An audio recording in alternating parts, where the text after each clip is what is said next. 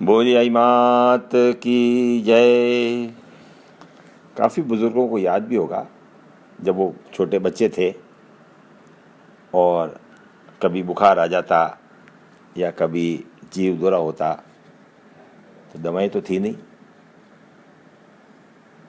भर धूप में कहते जाओ जाओ मैं जाए लुटिया, इधर ऊपर भयंकर तो धूप, इधर जाओ गर्मा गर्म नीचे हो रखा और कमीज खोल के और जाओ में जाते हैं और जैसे घोड़ा लुटता है वैसे उस मिट्टी के ढेलों से भरी हुई ज़मीन में 2 मिनट 3 मिनट जो लुटते, दर्द भी होता दुखता भी सही और पसीने से रेब जेब हो के 5-7 मिनट बाद जब वापस आते तो बुखार भी गायब, जीव मचलना भी गायब और बिल्कुल हेल्थ।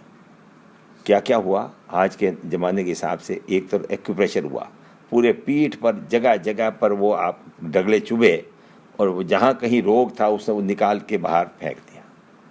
वात पित्त कफ कहीं जमा हुआ था उसको निकाल के बाहर निकाल दिया और उस धरती की गर्मी ने अंदर जाके और कहीं बीमारी थी या कोई वायरस डेवलप हो रहा था या कोई बैक्टीरिया था उसको साफ कर दिया। एक पुराना तरीका जिसमें सेक भी आ गया और एक्यूप्रेशर भी आ गया। मेरी माँ हमको बचपन में सिखाती थी कि सेक 13वां रत्न है। 12 रत्न अपने मानते जानते ही हैं, माणक पन्ना हीरा इस तरह से, पर सेक को अपने बुजुर्ग बहुत ही महत्व देते थे। गर्मी, और कभी क्या आपने गहराई से कभी सोचा भी है कि गर्मी कितनी महत्वपूर्ण है?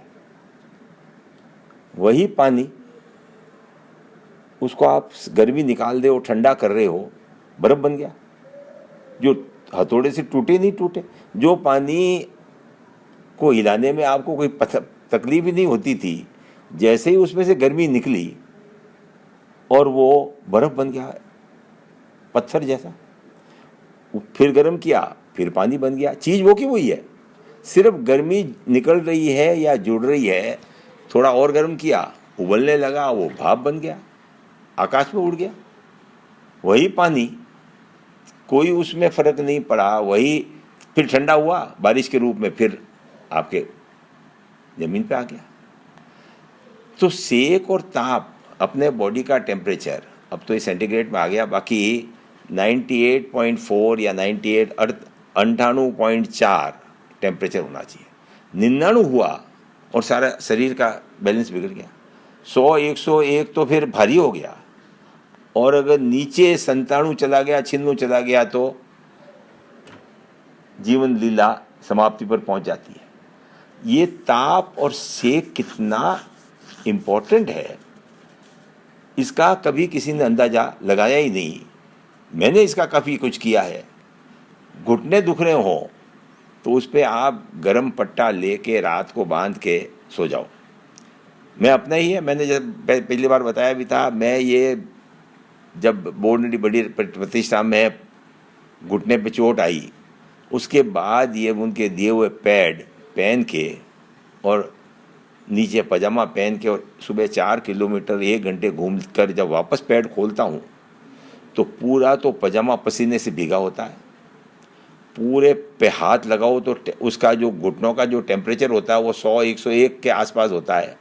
उनको सेक मिल गया, उनको गर्मी मिल गई। वहाँ जो कोई बादी का पानी या घुटने दुखने, वो अपने आप सारा समाप्त हो गया।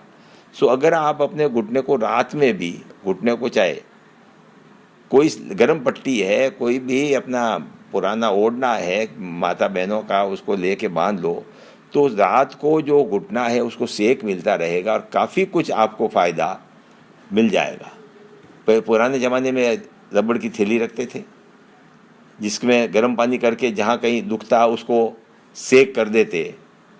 तो ये जो पुराने नुस्खे हैं, ये पुराने जो पूर्वजों द्वारा आजमाए गए ये नुस्खे हैं, इसमें सेक के महत्व को अपने को समझना है कि जहाँ कहीं तकलीफ़ हो। और इसीलिए एक्यूप्रेशर और सेक, ये मेरा अपना तजुर्बा है।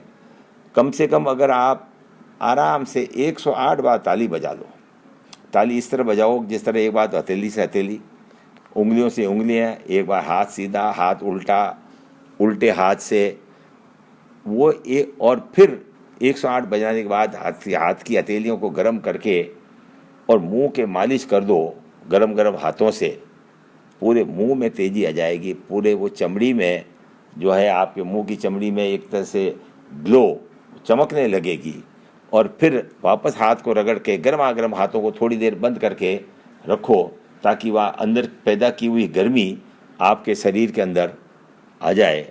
और इसी तरह से जब अपन माता जी की जोत जलाते हैं तो उसमें से थोड़ा सा गर्म हवा मुट्ठी बंद करके और उसको अपन नाक के द्वारा अपने अंदर उतार लें, तो वो ज्योति की जो गर्म हवा है वो अंदर जाके सारे शरीर की बीमारियाँ, गंदे विचार अपने आप समाप्त कर देगी। तो मेरा आप सब भाइयों से नई निवेदन है कि सेक का महत्व को समझ के जहाँ जरूरत हो, जो अपन भूल गए हैं, जो आज की इस नई पद्धति ने फटाफट गोली दी और आराम मिला, उसको वापस अपने को जागृत करके और जहाँ जरूरत पड़े वहाँ सेक करें और बीमारियों से निजात पाएं। बोलिए आई मात की जय।